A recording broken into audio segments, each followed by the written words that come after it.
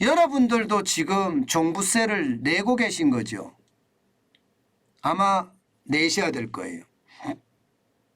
그런데 종부세 쉽게 말하면 고지서를 받고 나면 그때부터 멘붕이 오기 시작합니다. 멘붕이 오기. 그리고 어디로 가느냐? 바로 세무서로 달려갑니다. 달려갈 수밖에 없습니다. 그러면서 말입니다.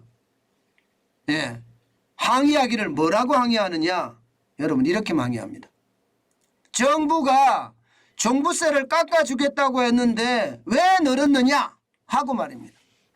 지금 민원이 장난 아닙니다. 한국 경제가 실제로 말입니다. 이 국세청을 쭉 돌아봤습니다. 한 군데만 돌아보는 것도 아니고요. 삼성, 서초, 역삼, 마포 쉽게 말하면 웬만한 곳은 다 돌아봤습니다. 그런데 세무서마다 지금 이야기하는 소리가 똑같이 억울하다. 아니면 우라통을 터뜨리는 소리가 여기저기에서 지금 나오고 있다는 뜻이에요. 이게 여러분 종부세라는 게 진짜 지금 복잡하거든요. 예를 들어서 말입니다. 뭐 시골에 있는 집을 몇 천만 원도 안 되는 집을 상속을 받았습니다. 그러면 그 1가구 2주택입니다.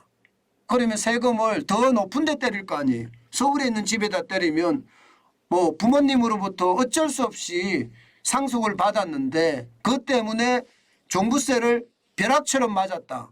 이러면 여러분 은퇴한 1주택자는 도대체 어떻게 살 수가 있을까요? 이게 적은 돈이 아닙니다.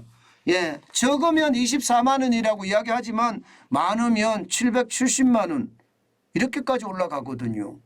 그러니까 충격적이죠. 실제 저도 말입니다.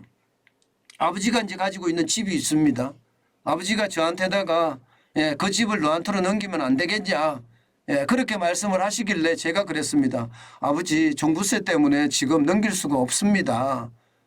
그 집을 넘겨오면 제가 집이 2채가 되기 때문에 종부세를 엄청나게 맞습니다. 그런 말씀까지 제가 드렸을 정도입니다.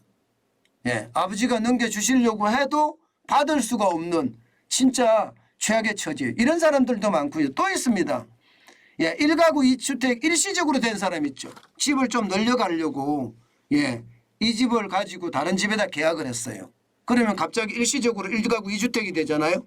여기에도 그야말로 종부세 폭탄이 떨어진 거예요. 이것도 마찬가지죠.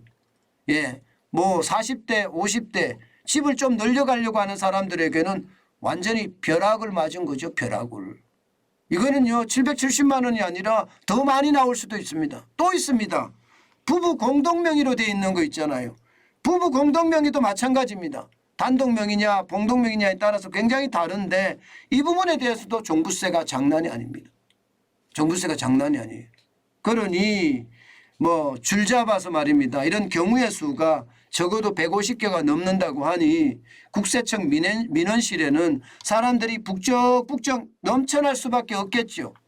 게다가 종부세 내는 사람이 얼마나 많습니까? 올해만 122만 명이에요. 122만 명. 이 중에는요 1주택자들도 엄청나게 많이 있습니다. 저는요 늘 여러분들에게 말씀드리는 게 집이 비싸다고 종부세 낸다고 생각을 하시죠. 집이 비싸다고 종부세를 내는 게 저는 아니라고 생각합니다. 왜냐고요? 서울의 집이 다 비싸요. 서울의 집이 다 비싸다고요. 서울의 집이 웬만하면 11억은 넘거든요. 11억이 넘으면 종부세를 내야 됩니다. 11억이 넘으면. 그런데 11억이 넘는 아파트들이 웬만한 곳에 다 있습니다. 그러니 많은 사람들이 지금 난리를 치고 있는 것도 어쩌면 말입니다. 당연하게 보이는 거예요. 당연하게. 사실 말입니다. 윤석열 정부도 1주택자에게는 어떻게 하면 종부세 깎아주겠다. 그렇게 생각을 했어요. 그래서 법안같이 제출을 해놨습니다. 종부세법 개정안을 올려놨습니다.